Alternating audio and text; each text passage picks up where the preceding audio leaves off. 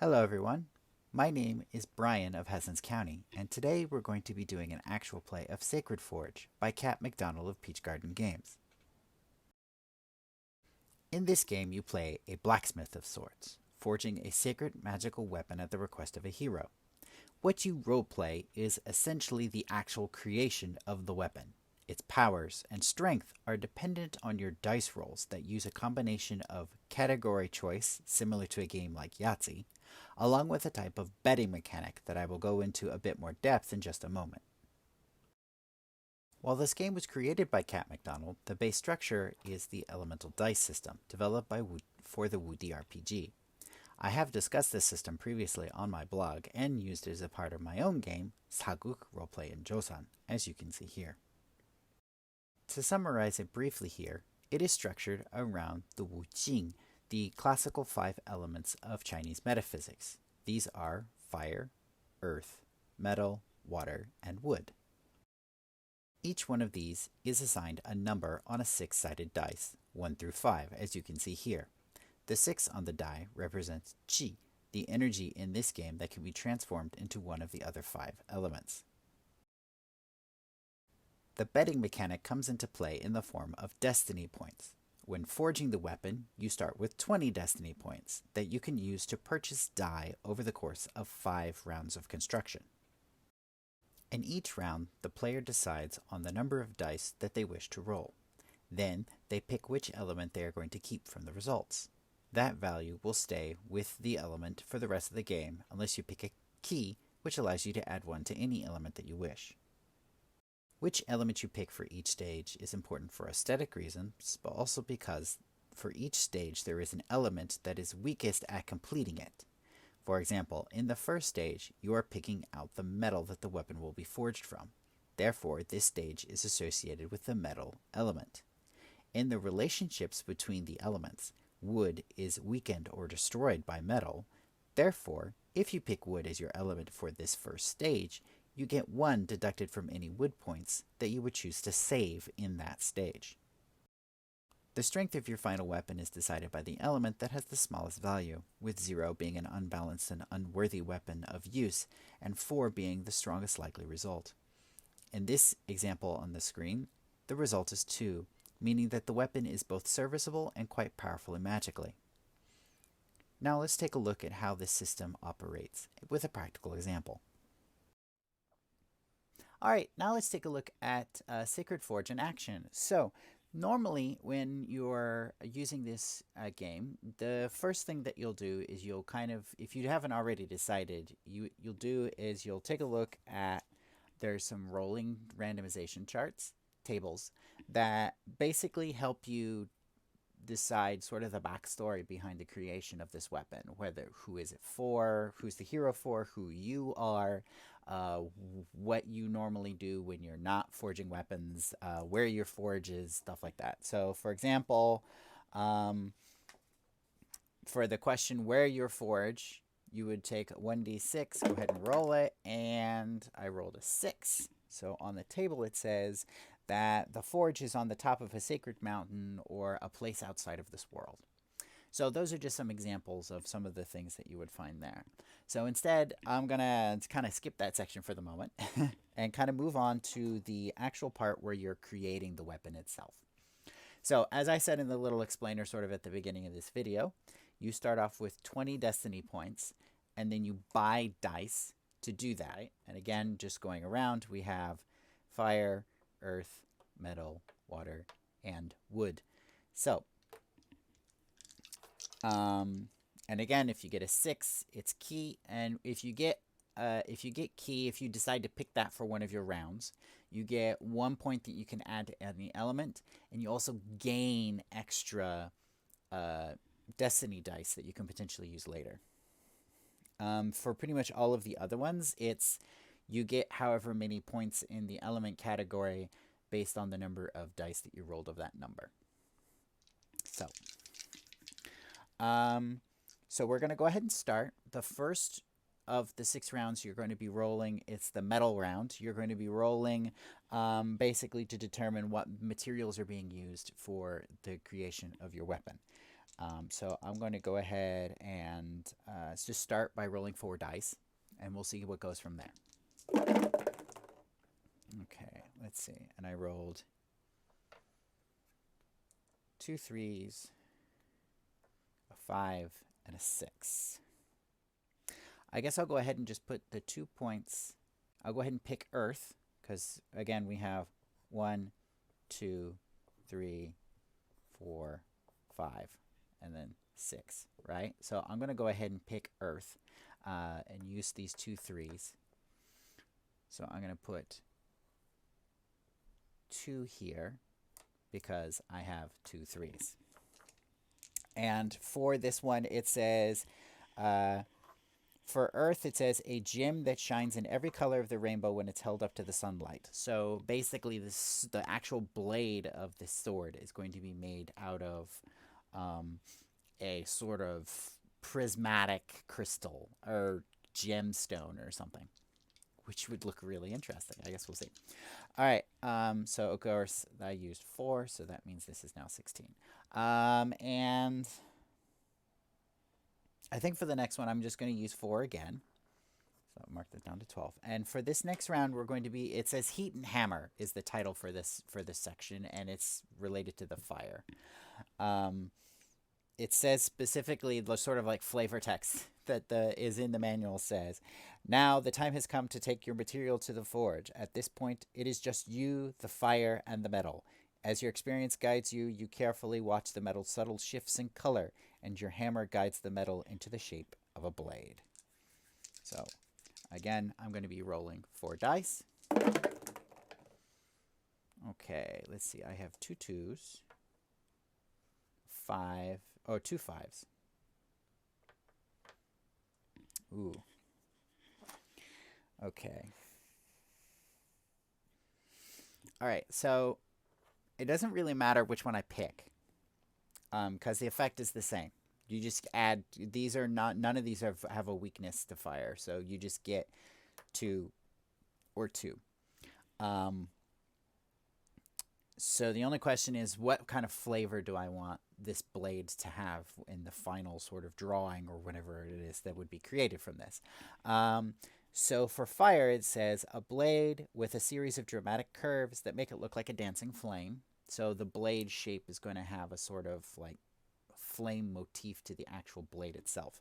Or for 5 is water, and it says, a long blade with an elegant curvature. Which actually I'm going to go with that. So I just add 2 to here. Okay. Okay, so now we have a rough blade. So far we have a elegantly curved sort of gemstone looking like crystalline blade. Okay, so the next stage, of course, is, you pick your metal, you forge your metal, then you have to quench your metal, right? So next is the water stage. I'm going to roll 4 dice again. So that puts us at 8 destiny points. And let's see how this goes. Ooh, interesting. So I have 2 2s and 2 6s. So here's the thing. We are in the water stage. And if you remember the cycle of the sort of the pentagram cycle of destruction, if you take a look at this chart of weaknesses, right? Where it goes, fire beats fire, basically fire weakens metal, metal weakens wood, wood weakens earth, earth weakens water, water weakens fire, right? We're currently in a water stage. So if I were to pick the 2, I would actually only get 1 point for this. If I pick the key, then basically it says I can add 1 to any of the element scores, and then I get back 1 destiny point for each key I rolled. So this would go up to 10, so I have more dice to roll in the next set. But I only get 1 point to potentially add somewhere.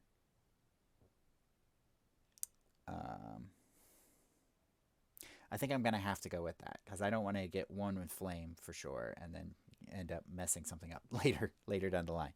All right, so the flavor says for this stage says that I quench the blade in the tears of a dragon or another magical creature. Did you have this on hand, or did you have to send for it? And how did I get a hold of it, right? So I'm going to have 10. So the question is, though, which ones... Okay, so the rounds that I have left, I have earth.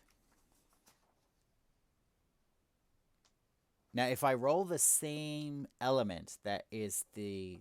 So, like, for example, this one, this round was the water one because we're quenching, right? If I rolled the same... If I had rolled water, right, then I would actually be...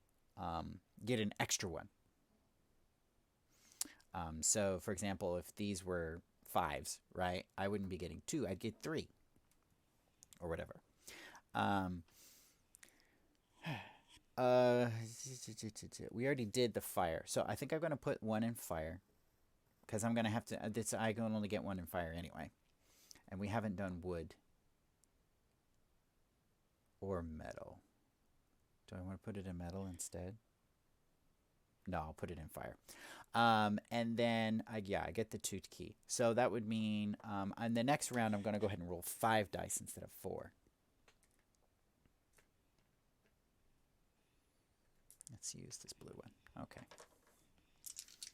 Alrighty. So the next step, it says stone and edge. Now that you have shaped and forged your blade, it needs time on the grinder in order to sharpen its edge.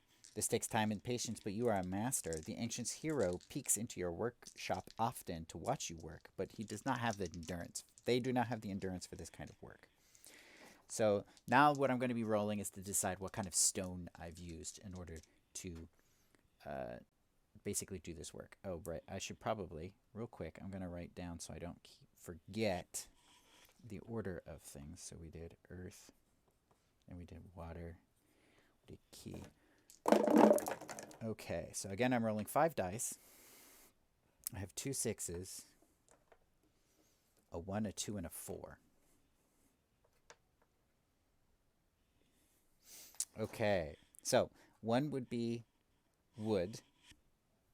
So I'd be putting 1 point here. 2 would be fire. I already have a point there. I need to make sure I don't leave anything blank. 4 would be water, which I already have, but I wouldn't be adding anything anyway because this is earth. Water's weak to earth, so I wouldn't. It would add 1, subtract 1, and we ended up with nothing. All right, I forgot to mark off that we have 5 there. I'm going to do key again, I guess. And I'm going to put the point in...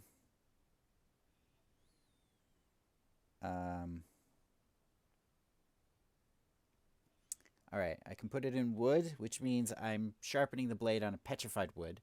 Or I could put it in metal, which means I'd be adding 1 metal for every a shining rock with a seam of a mysterious metal that runs through it. I'm going to put it in metal because the next round is wood, so there's a possibility I could get a bunch of extras. Now, I have, because I'm adding 2 to my destiny points, I now have 7 destiny points. So I'm going to go ahead. Obviously, I'm going to go ahead and roll all 7. 1, 2, 3, 4, 5, 6, 7. And we'll see what happens. Hopefully, I get some wood, or else this blade's going to be really bad. So here we go.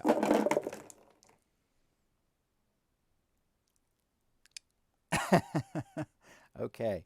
Let's see. I have a 5, 4, 2, 3, 1, and 2 6s. So I have 1 of everything and 2 6s. Okay. So the so for this last step, it's a name.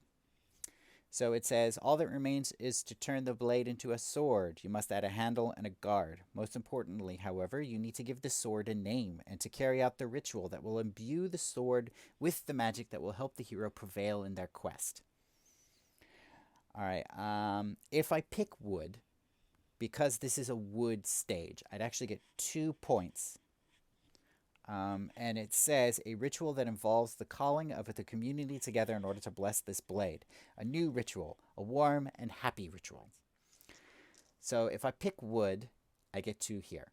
If I pick key, I get 2 here. Because I need to put something here, or else I'm not going to have anything. I think I'm going to go with 2 here because of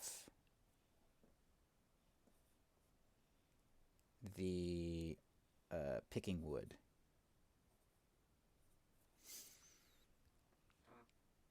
Okay. So then I add the guard and the handle. Now, when you play this game, you can actually draw it as you go. You can draw it as you roll. I'm not doing that right now because, number one, admittedly, I'm not the greatest of artists. It takes me a long time to draft something. And number two, I want you guys to be able to see how this structure works without having to worry about that at the moment. So it says here, now, so we would name our blade, whatever it is. And then, so the blade is now finished. We can now give it to our hero with the full confidence that we have done everything that we could to get them ready. So the type of blade is picked by which element is the highest. If it's a tie, which here it is because we have 2, 2, 2, right? We have 3 elements in balance. It says, this is a radiant blade, a blade that sings joyously through the air, a blade of unparalleled beauty and light. Which actually really fits what we rolled for our metal, because we rolled that it was going to be like a sort of prismatic crystal, which is nice. The strength of our blade, as I mentioned previously, is decided by which element is the lowest. So we have 3 elements that are we have 2 elements that are at 1. So it says our blade is consecrated. It is somewhat unbalanced, but it has a small amount of harmony. It is a good blade, but not exactly heroic. So it's not the greatest of swords, but it'll work. And then that's it. Basically, you would kind of, if you wish to draw this blade, you would go ahead and finish drawing it. Or let's say if you're doing something like this to kind of prepare a weapon that you might potentially want to use for a role-playing game, of course, like let's say Dungeons and Dragons or something else, then you would probably stat out your blade based on the different elements that you're using and the different like flavor text that it for the different portions of the blade, kind of to kind of decide how this is going to kind of look and how it's going to work and what its powers are. So yeah, that's basically how Sacred Forge works. And thank you very much for joining me with this. So if you are interested in potentially taking a look at this game, there'll be a link to it in the description down below. Kat currently has actually all of their games, if I remember correctly, on sale at the moment. And they also, quite frequently, games like Sacred Forge and stuff like that are available in bundles and stuff like that. So if you can't necessarily get it right now, take a look in the future. It might be in a bundle when you watch this video. In addition, some other cool things that Kat's been doing. Kat is currently getting ready to kickstart for a sort of long Let's Play podcast. The podcast is called Road to Heaven, and it's based on their Blazing Hymn game that came out relatively recently, based on Lumen, which they have plans for like printing and stuff like that. I believe they're going to be doing like print copies of that and things like that for rewards as part of the Kickstarter. But most of the funding is intended to be like, paying for, production and paying the editor, and I'm gonna guess if they raise enough money, doing things like supporting the cast. And the cast looks really great. The Twitter for that particular thing, because I don't think the Kickstarter started yet, the Twitter for that is also going to be in the stuff. Well, there's going to be a lot of stuff in the description, so take a look at that about that. But thank you very much for joining me today, and I hope you all have a good zone. If you would like to show your support for this channel or for the Hessens County blog, in the description down below, you will find links to the channel coffee and also the itch store. Please feel free to take a look, and thank you for your support.